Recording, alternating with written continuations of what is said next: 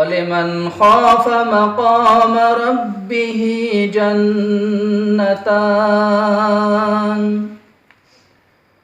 فبأي آلاء ربكما تكذبان صدق الله العظيم.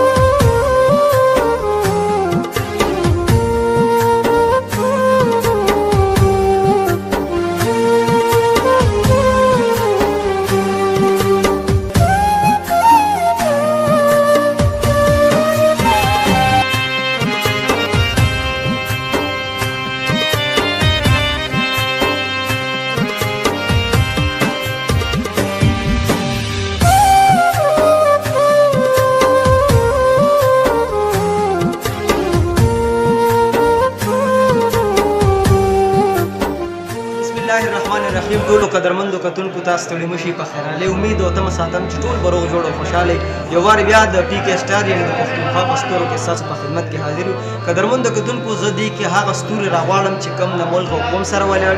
کم د غریب سره مرسته کوي. پای کې ما سره داسې ستوري موجود دی حاجی جناب افضل صاحب چې د هغې مخکې وختونو کې تاسو د هغې یو ویډیو هم کتلی وه چې د هغې په حجره کې یوه مشوره شوې وه او د هغې مشورې په بنیاد باندې نن دومره خلک دی راغونډ کړه او دی یو کمیټي جوړه کړې ده. په هغې کې څه خبرې شوي دي هغه به نن تاسو ته حاجي جان افضل صاحب وایي. السلام علیکم. وعلیکم السلام ورحمت الله وبرکاته. حاجي جان افضل صاحب نن چې ستاسو په دې حجره کې دا کومه غونډه راجمع شوې ده نو د دې اراز او مقاصد څه دي؟ د ټولو نه اول خو زه ستاسو د پی کې سټار ټیم شکریا ادا کوم چې زمونږ د دې علاقې د غریبو خلکو اواز تاسو مخکې رسوئ. ډېره مننه. زه د خپل طرف نه او د خپلو ګیر چاپېره زموږ چې کوم د سویجې ګلونه ملګري دي د دې طرف نه موجوده چې کوم حالات دي په دې کې د حکومت بالخصوص د صوبایي حکومت د ډاکټرانو تنظیم د اساتذه کرامو د الخدمت فاونډیشن نور داسې کوم سماجي تنظیمونه چې دي چې هغې په دې اپریشن کې حصه اخیستې ده او د دې خلکو خدمت کوي نو د دې خپل ملګرو د طرف نه د هغې شکریا ادا کوم. دویم نمبر چې تاسو کوم تپوس وکړلو نو د موجوده حالاتو په بنا باندې زمونږ د نوجوانانو کوم چې زما ګیر چاپېره تاسو وینئ دوی یو ښه سوچ لرلو او هغه سوچ یې یو بل سره شیر کو او د هغې مطابق یو عملي شکل یې ورته ورکړو او هغه عملي شکل د سوړیزۍ ګلونو په شکل کې دې ملګرو دا ضرورت وګڼلو چې موجوده کومه وبا ده په دې دنیا کې د ټولو نه اولنۍ خبره زمونږ د عمل ډېر غریب دی چې زمونږ اقدامات حکومت سره چې کوم دی شانه بشانه وي او د حکومت غړو سره مونږ امداد. دویم نمبر زمونږ دا خلک ډېر غربا دي او د تعلیم کمی دی نو چې مونږ د دې خپلو خلکو کې دا اویرنس پیدا کړو چې د دې نه د بچاو تدابیر اختیار کړو. دریم نمبر خبره تره د دغه خبرې سره سره د دې خبرې آګاهي هم مونږ د خپل خلکو ته ورکړو چې دلته کوم مخیر حضرات دي زمونږ حکومت کمزوری دی امداد کېدی شي چې میلو نه شي که میلو شي هغه ډېر کم وي چې مونږ اپنی مدد آپ کے تحت د خپل ملګرو مکمل چې کوم دی د خپل کلي وطن خدمت وکړو. د هغې په بنا باندې زمونږ دا ملګري ولګېده او کلی په کلی ګاونډ په ګاونډ جومات په جومات وګرځېده. په دې علاقه کې تقریبا 240 مساجد دي چې په دې کې 25 کمیټې جوړې شوې. دغه 25 کمیټو کې 19 کمیټې دا فعال دي چې هغه کار کوي او 8 کمیټې پکې غیر فعال دي. په یو کمیټه کې څلور ممبران او یو د جماعت پیش امام دا مقرر کړی شو. بیا د دې ټولو ملګرو نن دلته کې یو غونډه وشوه او د دې یو مرکزي کمیټې هم په دې کې وجود کې راغله. د دغه ملګرو د دې ټولو عمده یو کار دی چې حکومت سره ودرېږو، په خلکو کې اویرنس پیدا کړو چې د دې سیز به بچاو څنګه. او دویم مونږ چې کوم دی چې څنګه حکومت د امداد کوشش کوي چې دغه څه په خپل هم د خپلو خلکو د اپنی مدد آپ کے تحت مونږ چې کوم دی د دې سره امداد. هاي جنرال چې یو تاسو دا کوم چې تاسو تر اوسه پورې کوم لیستونه راغون کړی دي نو هغه کې د ټولو ته امداد ملو شوی دی کنه څه کې پاتې شته؟ نو سره موجوده وخت کې چې کوم زمونږ په دې علاقه کې کوم د کمیټو ته نمونه راغله، کوم جماعتونو ته زمونږ نمونه راغله او په دې کې بیا زمونږ د ملګرو خپل نظر وکړو او هغه کې غیر مستحق اوخ او مستحق خلک پکې اندراج کړ. نو تقریبا دغه مستحق موږ سره د 280 په تعداد کې تقریبا موجود دي او کوم زمونږ د کمیټیانو چې جوړې کړې دي په دې 3 ورځې کې فوري امداد سره چې کوم دې کومه منډه ترړه وکړله نو دوی په دې کې 115 خاندانو کورونو ته راشن امداد چې کوم دی دا ورکړلی دی او 515 کسان دا د موجوده حکومت او زمونږ د دې رونو د امداد منتظر دي. انشاءالله مونږ په هغې کې کوشش روان کړی دی او د دغه دپاره مونږ مرکزي حکومت ته هم اپیل کوو، مونږ صوبایي حکومت ته هم اپیل کوو او مونږ د خپل وطن د خلکو ته مونږ دا اپیل کوو چې تاسو دا بچي دي دا ستاسو رونه دي او دا تاسو ته ښه معلومه دي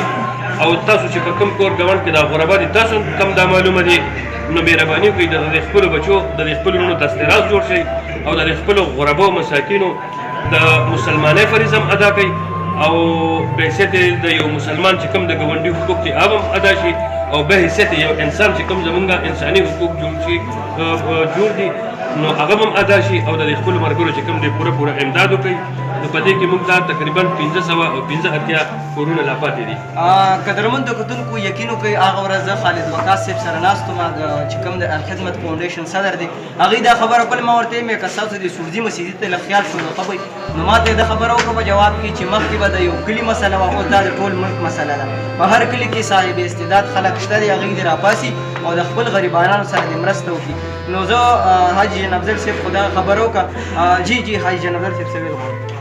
یو خو داسې دی چې مونږ کوم دا اویرنس په دې علاقه کې خپرولو نو د بعضې ملګرو نه مونږ ته داسې خبرې مخې ته راغلې چې هغه بېشکه بېشوبې یو ډېر د انتهایي صدمې قابلې دي. داسې ملګرو داسې خبرې وکړلې چې په بعضې ځینو کې په بعضې دکاندارانو ته بعضې ملګري ورغلي دي چې د هغې چې کوم دی د توړې په ځای د 2 غوړو طلب کړی دی او هغه ځای کې هغې ته هغه 2 اوړه چې کوم دی نه میلاوېده. زمونږ د دغه مشرانو د دغه سپین ږیرو په سترګو کې اوښکې تېرې شوي راتېرې شوي دي. دغه ملګرو داسې حالات هم بیان کړ چې مونږ بعضې کور ته امداد وروړی دی نو هغه امداد اخیستو سره سره زمونږ دغه مور او خور چې کوم دی زمونږ جړلي هم دي او داسې خلک پکې چې په هغې کې د هغې نه مخکینۍ شپه نهار هم تېره شوې ده. نو ډېر چې کوم دی د خفګان مقام دی. زه ټولو ملګرو ته دا څومره چې زمونږ دا ممبران هم دي څومره د دې کتونکي دي یوازې دا علاقه نه ده ټولو ملګرو ته زمونږ دا خواست دی ټولو مسلمانانو ته مو دا خواست دی چې څنګه تاسو خپل بچي د خپلو بچو غم کوئ د خپلو میندو غم کوئ او په موجوده وخت کې د دې وبا د وجې نه د اشیاء خوردنوش د قلت د وجې نه هر چا خپل کور ته 4 او 5 توړې روانې کړي دي 4 او 5 د غوړو ټیمانې روان کړي دي. نو ستاسو په کورونو کې ستاسو خویندې میندې اوږې ناستې دي ستاسو بچي اوږې ناستې نو مهرباني وکړئ د هغې هم خیال وساتئ چې څنګه خپل کور ته وړئ نو دقسې چې کوم دی په دې خپل کور ګاونډ کې ټول عالم اسلام چې څومره مسلمانان دي هر ځای کې نو په خپل کور ګاونډ کې د خپلو غرباو چې کوم دی خیال وساتئ او هغې ته چې کوم دی خپل مدد ور ورسوئ. قدرمندو کتونکو حاجي جان افضل صاحب په سترګو کې یقین وکړو کې د ډېر درد نه او دا به تاسو ته ښکاري قدرمندو کتونکو کم کتونکي چې دا وخت زموږ په بار ملک کې دي او هغوی د سورزي مسیري سره څه تعاون کول غواړي نو تاسو د سکرین په شیشه باندې دا کمې نمبر چې درته ښکاري په دې باندې تاسو رابطه کولی شئ. خپل قربا صابر جان په خپلو دعاګانو کې یاد ساتئ چې هر چېرته الله م خوشحاله ساته، تل بریالي اوسئ. تل وی الله پاک.